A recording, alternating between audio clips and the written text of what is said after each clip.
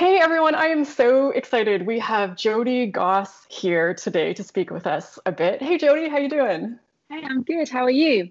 I'm really good, thank you. I am so grateful for you joining us today. I think this is such an amazing opportunity to speak with you because I know that you have lived with and fully 100% recovered from chronic fatigue syndrome or ME, which is always such an incredible thing. And you're also a mom of two children. And I know that you're also a bit of an expert on things like lightning process and NLP. So I'm very excited to pick your brain about some of these things. So thank you. Thank you so much for being here. It's a pleasure, and pick my brain away.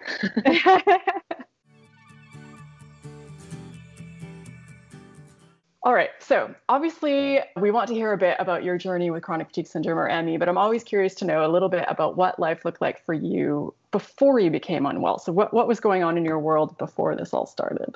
Yeah, well, for me, it started 14 years ago when I was working in London, which is where I'm originally from. You can probably tell from the accent. But I was working in the radio industry and online as well, doing entertainment reporting. So I had a really amazing job covering red carpets and award shows and interviewing celebrities and news reading and editing videos. So I had a really great career that I'd worked really, really hard for. And I'd also, literally in the few months before becoming unwell, met the man who's now my husband. So I'd also just newly kind of fallen in love as well. So yeah, things were at that time pretty good, really, really good, in fact. That sounds amazing. So it kind of sounds like you're living the dream or something close to it. You have a very exciting career, exciting Yeah. relationship. So what happened then? How did this all start for you? What basically happened for me is that I was offered my dream job at the top radio station in London to come in as their entertainment reporter, and obviously jumped at that opportunity. And I decided to take off a few weeks between the job that I was finishing and this new job because I've been feeling quite run down. I've just been feeling quite tired, which at the time I didn't think of as anything to be concerned with. So I was like, I'm going to take a couple of weeks off just to chill out, and then I'll start this new position. And so that's what I did. And within a couple of days of finishing that job, I came down with shingles. So this like really horrible rash, very fluey symptoms. But then I just didn't get better. So the rash disappeared, but all the fluey symptoms, like the brain fog, the body pain, the exhaustion, I just couldn't shrug it. And so I was in this really weird position of like, oh my God, I've got this amazing job waiting for me, and I feel like utter crap.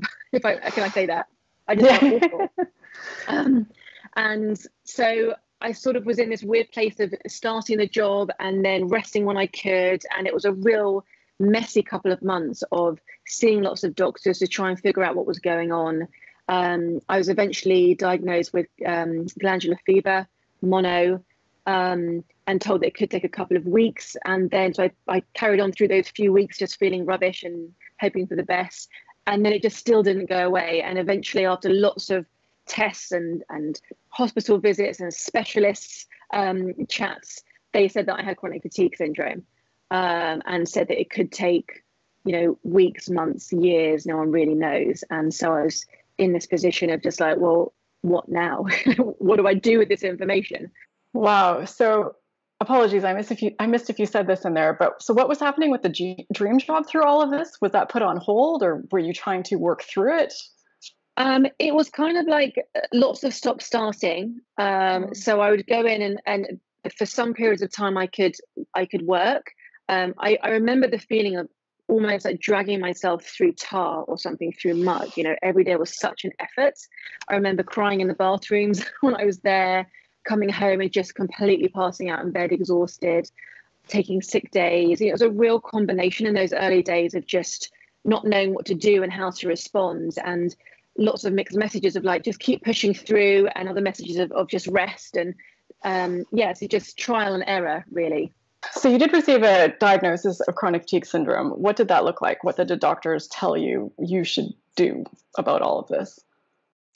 Um, Well, not very much, to be honest. The messaging, and we're talking, 14 years ago. I think there's lots more information that's coming through from doctors now. But at the time, I was told to pace myself, to rest where I could, and do a gradual increase of activity, I was recommended to go on antidepressants, which I was very hesitant to do because I was like, not depressed. I'm incredibly frustrated and upset that I'm in this situation. I don't really understand why or what to do.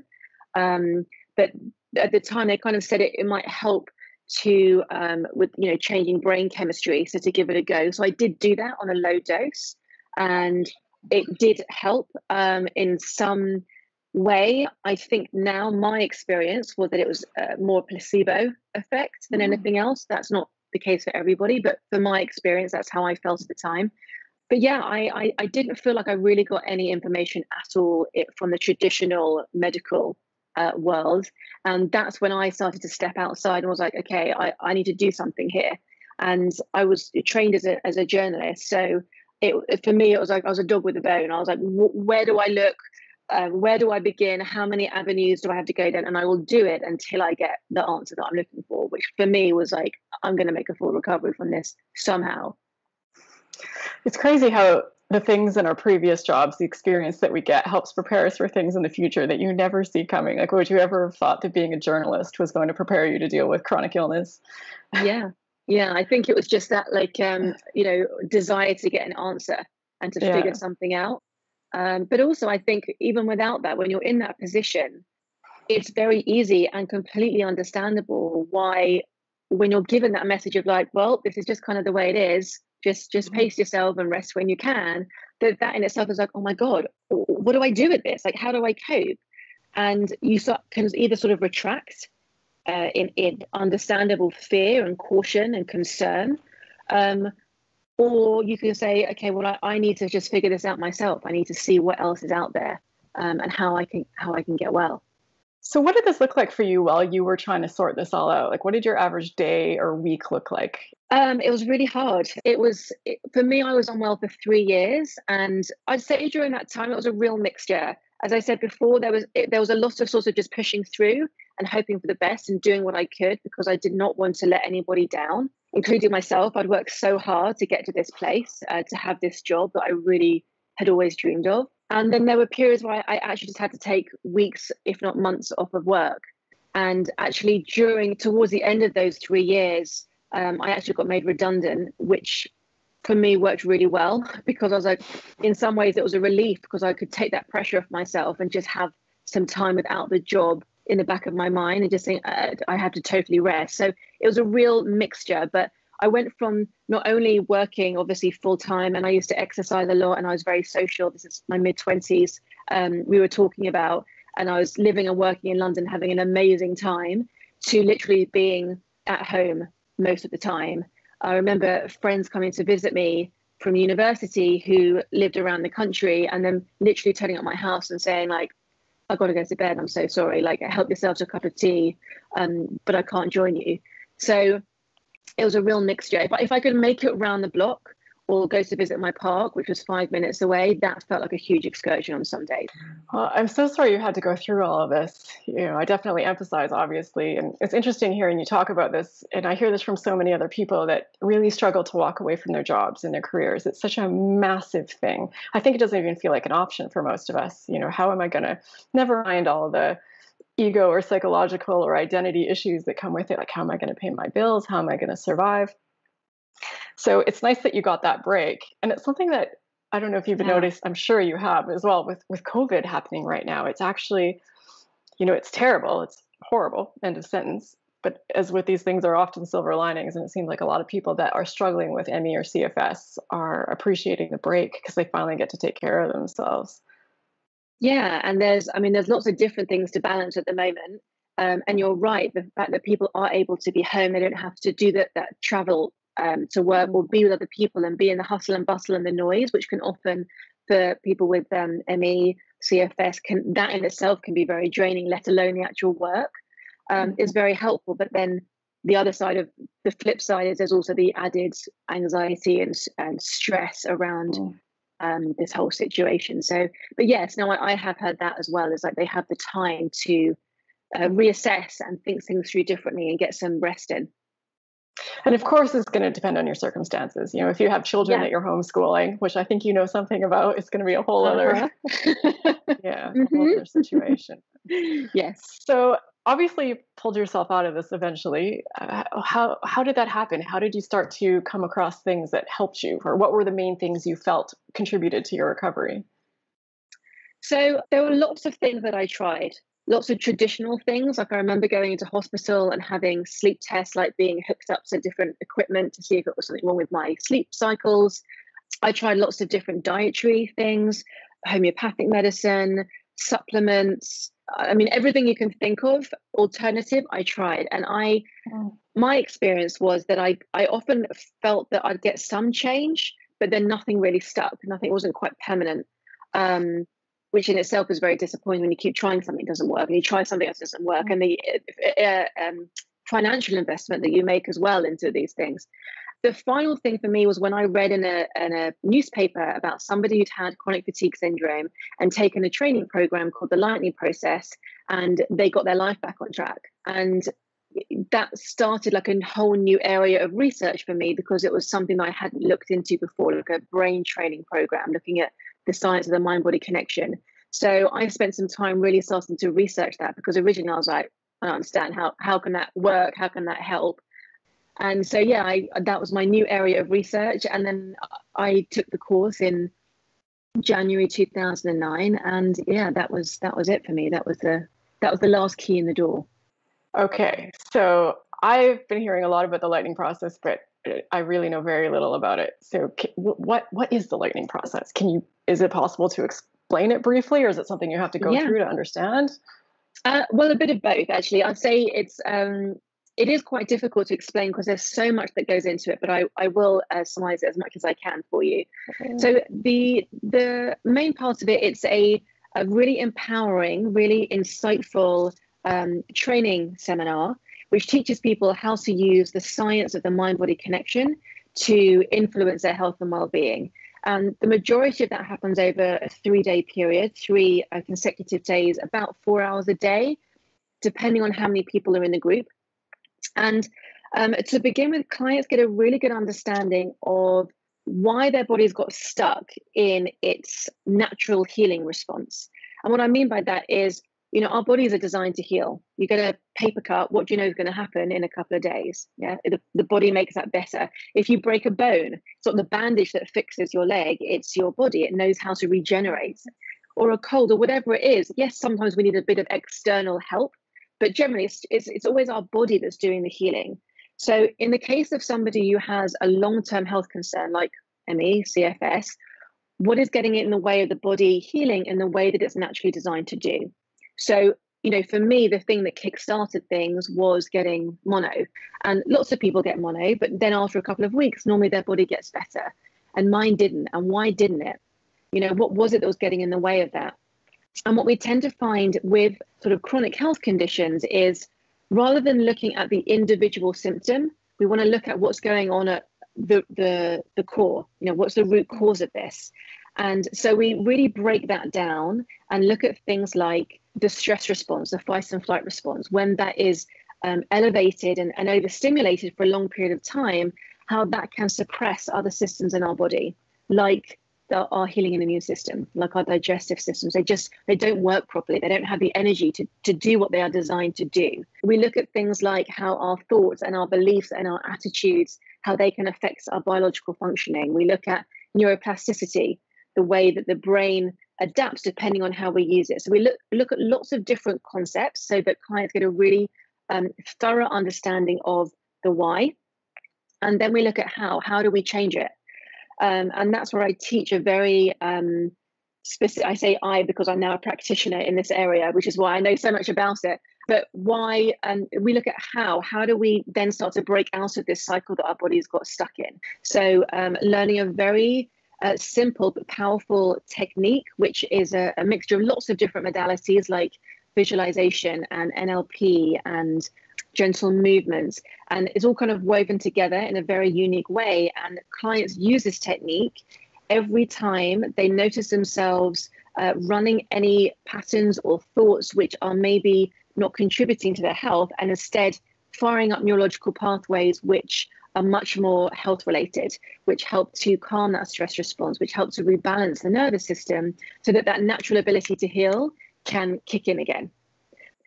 So it's really, it's a training program. So it's empowering people to change their own neurology to create like some really incredible changes. This is really fascinating. Thank you for taking the time to explain all of that. And it's in line with, it's interesting, so many things I've been reading lately, you've just mentioned from so many different studies and things that have been working for people, but I didn't have a name for it, or I didn't know an umbrella that it fell under. And I've been hearing about the lightning process, but it almost sounded like some sort of magic or voodoo, like lightning process and you will be better, you know. But when you I wish it was explain it that way, yeah. Don't we all? But when you explain it that way, and when you explain, you know, the science behind it, the biology behind it, it all makes sense. So how does it work? Do you come out of this 3 days and you're just 100% better, or what does that look like? Well, it looks different for everybody, because everybody's body is different. Everybody's journey to getting to that place is different. But the reason that it's over 3 days, it's like pressing the reset button. You're in your computer, like you keep trying lots of different programs, or you download different apps to try different things, and it just kind of slows down and slows down. And sometimes you just need to turn off your computer and then switch it back on again to give it that reboot. That's kind of what those 3 days are like. So those 3 days, most people get some really incredible changes. I mean, some of the things that I've seen as a practitioner, it's almost strange to say because people wouldn't believe it. But from my experience was during those 3 days, something shifted in that I just knew I'd found the answer. And I remember leaving on that third day and walking back to the train station. I did it in London, and just having a sense of like, yep, this is my thing. I just need to be consistent with this, and I'm going to get the changes that I want. Some people get the changes on the first day, and for some people it takes, you know, a couple of weeks and months. But that's why it's not just those 3 days. There's work I do with clients beforehand, during those 3 days, and there's a lot of support afterwards as well. So the journey doesn't end during those 3 days. And you know, as you said, it's that we're all looking for that magical thing that's going to get us better. But the reason that the lightning process really appealed to me, and it does now in the way that I work, is one, it's all based on science. Two, there's no like, yes, you can come and you're going to be healed in 3 days. I wish I was able to do that, but nobody can change their own neurology except for ourselves. But I can teach somebody to do that. And I won't accept anybody onto the course unless I really feel that they're ready for it, unless I feel that they really feel that this is something that can work for them. Because as you discovered during those 3 days, and you may have discovered this on your healing journey, our belief about what is possible for us is so instrumental in our recovery.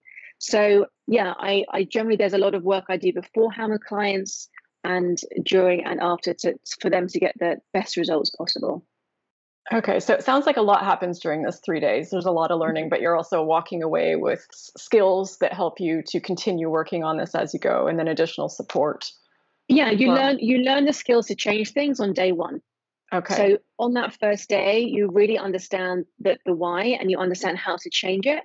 And then day 2 and day 3 are more advanced skills and learning and science, really, I guess. So you have those 3 days to really figure out what's working, what's not working, to get that feedback from a practitioner, to ask any questions that you want to. And I often do this most of the time as part of a small group. So you're also watching other people on their journeys. And I don't just work with people who have CFS and ME. I work with a huge range of different long-term conditions. So it's really interesting being part of that experience and having that support, not just from me, but from the other people in that small group as well.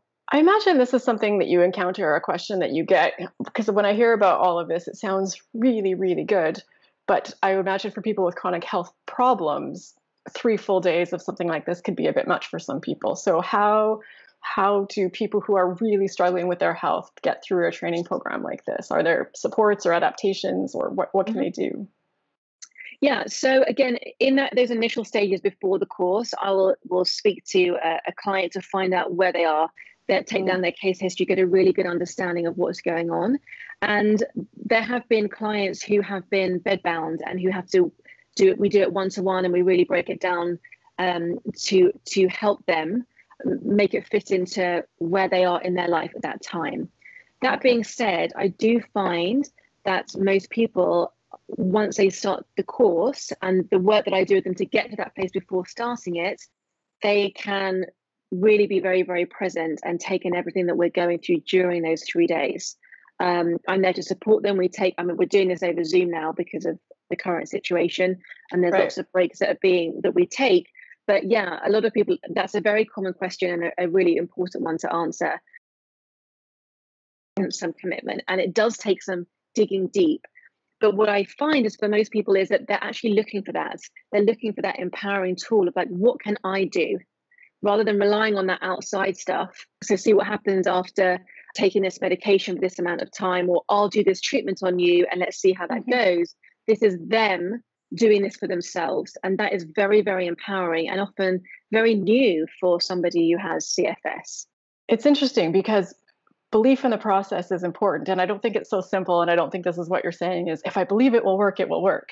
But if you don't believe it will work, then it's definitely not going to. Yeah, it's a starting point.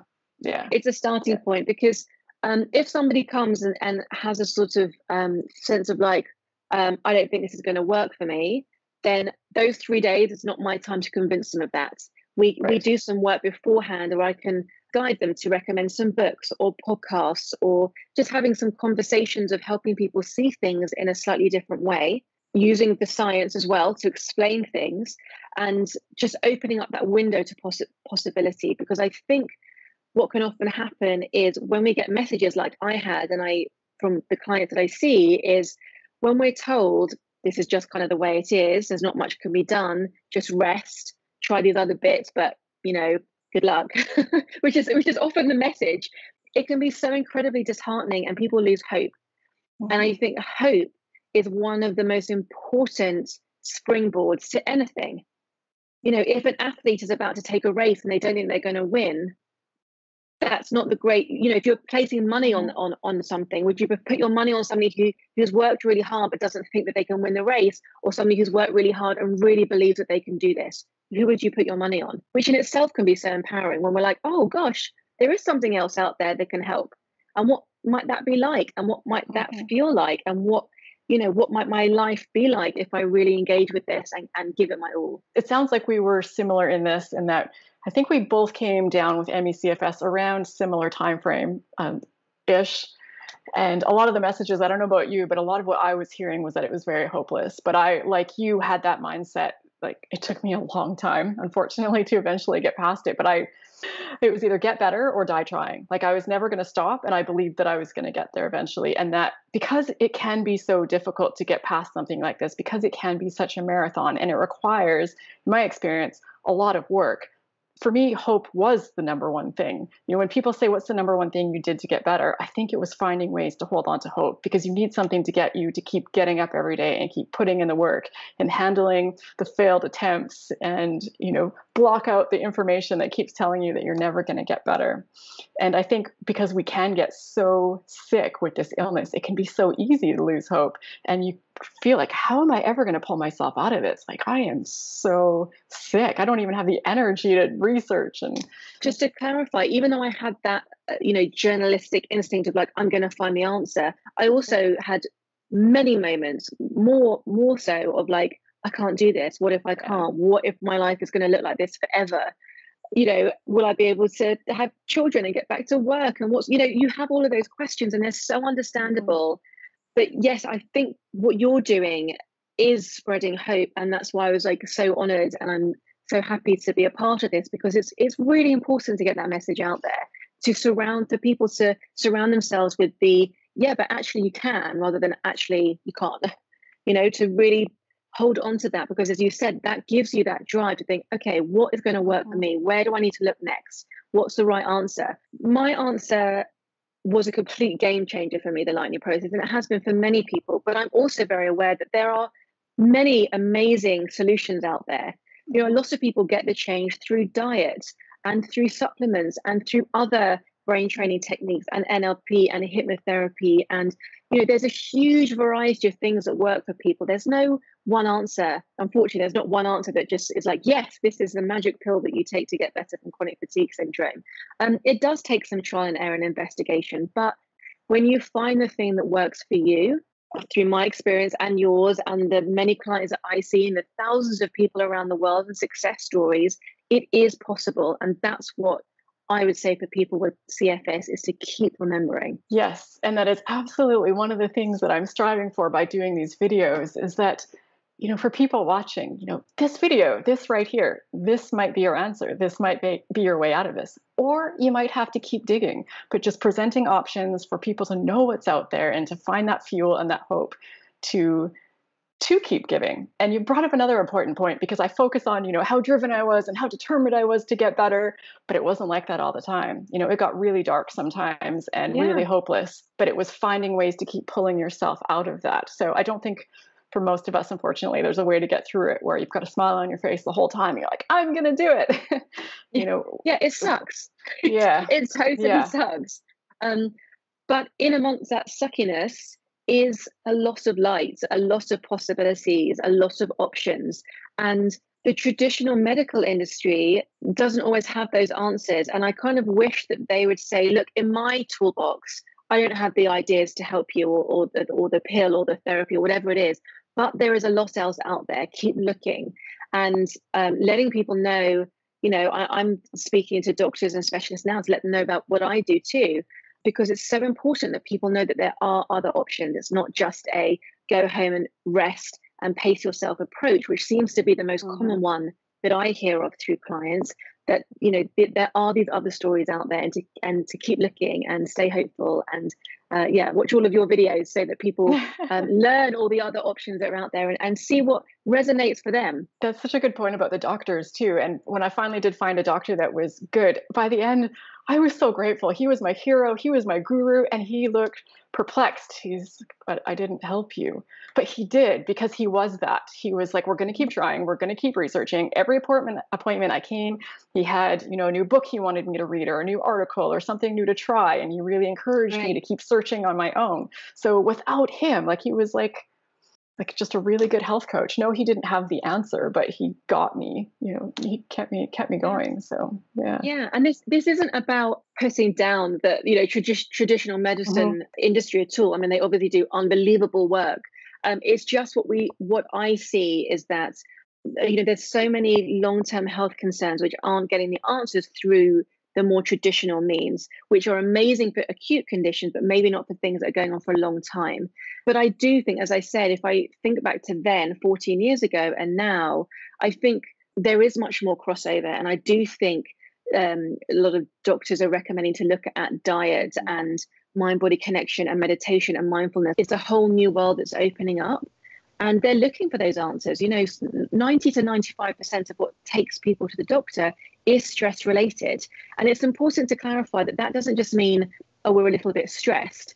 That flippant way that we talk about stress, when our body undergoes stress over a long period of time, as I said earlier, it suppresses other systems in our body, like our healing immune system, like our digestion, it affects our sleep cycle, it affects our ability to think clearly. And all of these things then stress our body out again. And we can find ourselves sort of looping where we have the initial issue that is firing up our fight and flight response, plus our very understandable response to that, plus, not getting the answers we're looking for, which then causes other physiological changes in our body, and we get more symptoms. So we get symptoms on top of worrying about the symptoms and not getting answers. And, this is sort of the spiral that I see people get into and that I help people get out of.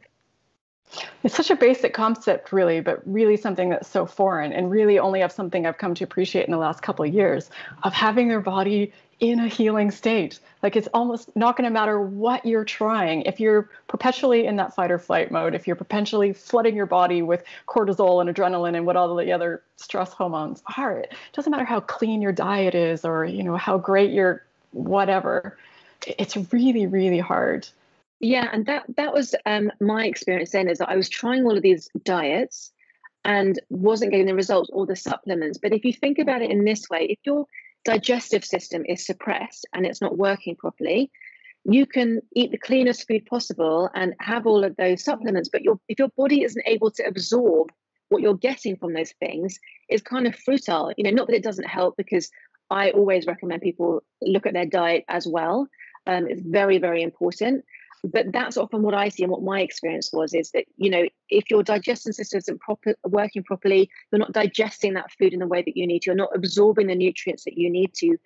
When you can get that mind-body connection working in the way that it's designed to, when you can get your body's ability to heal working properly, and that digestive system gets that nourishment in two ways. One, in that it gets energized and it can work properly, and then it can absorb all the amazing nutrients from the good food that you're eating and those supplements that you're taking. And often not actually need them as well, is to remember that too. Yep. Yeah, really good points. I'm thinking too, because I really want to fully take advantage of this time to pick your brain, because you've mentioned NLP. Can you explain a little bit about what that is, what that involves? Sure. Is that part of the lightning process? Is the lightning process NLP, or is it something completely separate? What does that involve? You just see me dripping my water everywhere. When you asked that question. That wasn't me dribbling it, it just spilled out. Anyway, so NLP is neuro-linguistic programming, looking at our neurology, the way that we use our mind, looking at our language, the words that we use, and looking at the programming, the programs that we run at a conscious and unconscious level, and looking at how this impacts our day-to-day life. Because we function from our unconscious mind about 90 to 95% of the time, and from our conscious only about 5 to 10%. So when people are trying to make change at a conscious level, that's why it can be very, very difficult. It's like dealing with the tip of the iceberg, because underneath the surface is all of those programs and all of that conditioning and that we've had throughout our life, and that can kind of contribute to keeping us stuck at a very unconscious and unintentional level. So that's kind of what we're looking at, is how can we tap into some of that stuff? How can we change that? And looking at our language is a very big part of that. So if you think about a computer and you look at the screen, what we see on the screen isn't the computer, but it's our gateway to understanding what's going on behind it. Yeah. And it's the same with our brain. If we listen to the words that we use, the language that we use, that's how, as a trained practitioner, I can sort of start to understand what's going on at an unconscious level, and helping people and bringing that to their awareness and shifting things that they feel would be useful to shift. It's so interesting that you use that example, because the whole time you're talking, I was thinking, it's sort of like my computer or my phone, and I have some basic functionality, but maybe it breaks and it starts malfunctioning, but all I have is the settings button that I know how to use. And this sounds like getting the training to understand like coding and stuff that's happening in the back end. And totally. Yeah. And then I was thinking, how messed up is this world that to understand a human, I have to think about it in terms of a computer? And then I'm like, oh, I get it now. So how exactly did you go from taking the Lightning Process seminar to becoming a trained and certified practitioner yourself? Well, it was quite a long journey. So after I took the course, my experience was, as I said, is that I really felt that I had my answer after those 3 days. Excuse me. After 3 weeks, I was jogging again. And after 6 weeks of using the tools very consistently, I was back at work full time. And I got back into the radio world. I got engaged that year and got married and had my daughter, who's now 9. And then my husband had an opportunity to work in LA. And so we then moved to LA. I also ran the London Marathon in between that time as well. So when I say I got my health back, I went from not being able to walk a couple of minutes to running 26.2 miles. So yeah, sometimes you can't imagine how much your life is going to change, but it really, really can. So we moved to LA, and I had a really interesting experience when I moved to LA. I found that first year incredibly, incredibly tough. I fell pregnant with my second daughter. My husband was traveling a lot with his work, and I felt really, really lonely, which I'd never experienced before. And so I was having like a second, nothing to do with ME. I didn't have symptoms or anything, but I just felt completely not myself in a very different way. And I was finding it difficult to make friends, to find my place. And I remember going out for dinner with a group of friends who I'd met through my daughter's preschool, and completely oversharing, like feeling like I hadn't spoken to an adult so much and sharing too much and being too emotional and leaving going, oh, that wasn't me at all. Like what happened just now? I'm just not myself. Um, and that week I'd had dinner with a friend of mine who was an NLP practitioner, completely coincidentally, and I was helping her with something. And she said to me, why don't you start looking into the lightning process again? It's something you talked about doing previously. Maybe now's the right time to do that training again. And that was when it was kind of like a light bulb moment of actually, why am I not using these very versatile skills to help me with this new challenge in my life? Which I then did. And that, again, it really, really helped me through. And that's when I decided to become a practitioner. So I started traveling back and forth to the UK, training with the founder of the Lightning Process, Dr. Phil Parker, and became a practitioner. And now I work here because, and that's the other thing that draws a lot of people to it is once you use these tools to deal with whatever that main issue is, you then have these tools for life to deal with other things that come up, and other things will come up because life is life, right? There are always going to be challenges that come up, but it's to know that you then have this set of tools that you can use to help you through and to navigate that and to interact with those things in a very different way.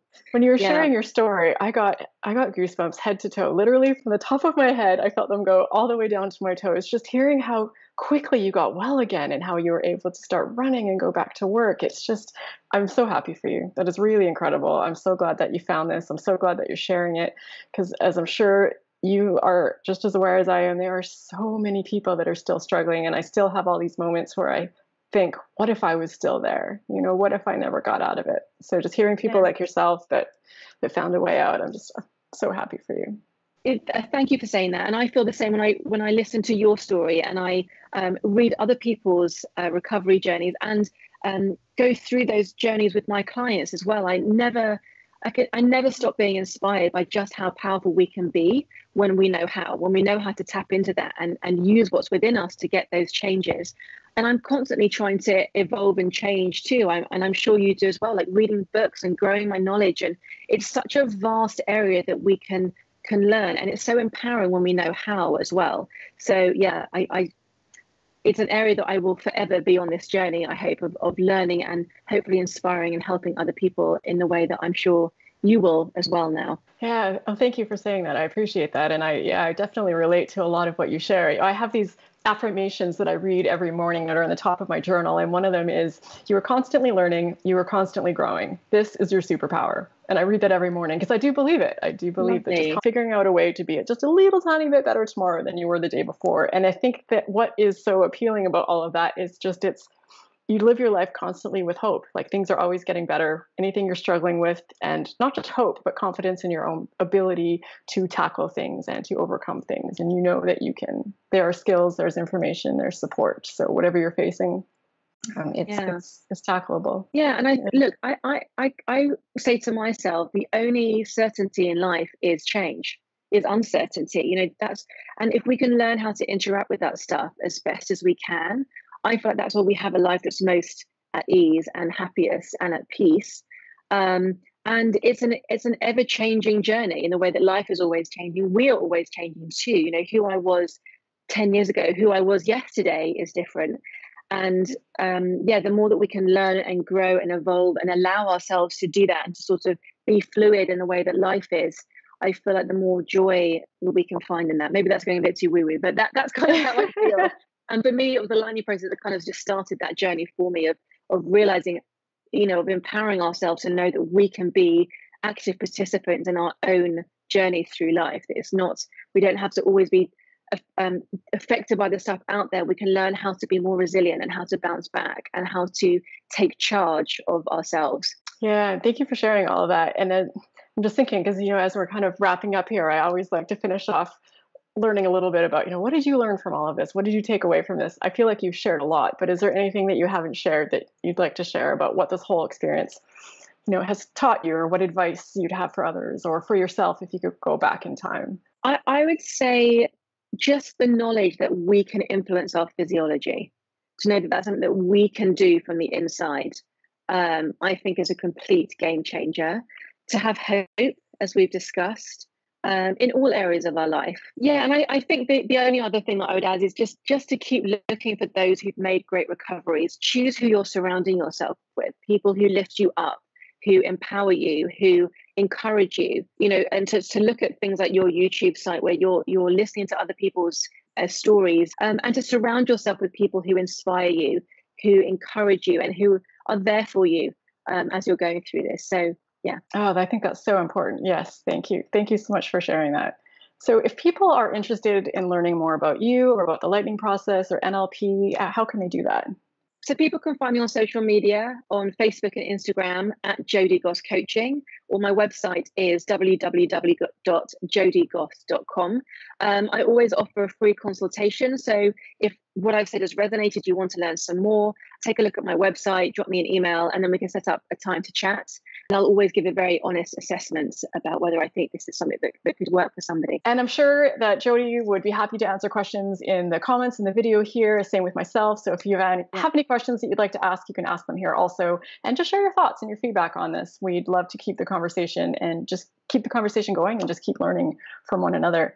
So thank you so much, Jodie. A million thanks. I can't tell you how much it means to me to have you here. I know you are very busy. I very much appreciate you taking time out of your schedule to share all this with us today. It's a pleasure. Thank you so much for having me. And yes, very happy to answer any questions, and I'll keep an eye out for the comments as well. Wonderful. All right. And thank you to everyone always as well who's watching. We always appreciate the support and the conversations and the thoughts and the feedback that you share. It's all really incredibly valuable. So that's it for today. Take care, everyone, and we'll see you next week.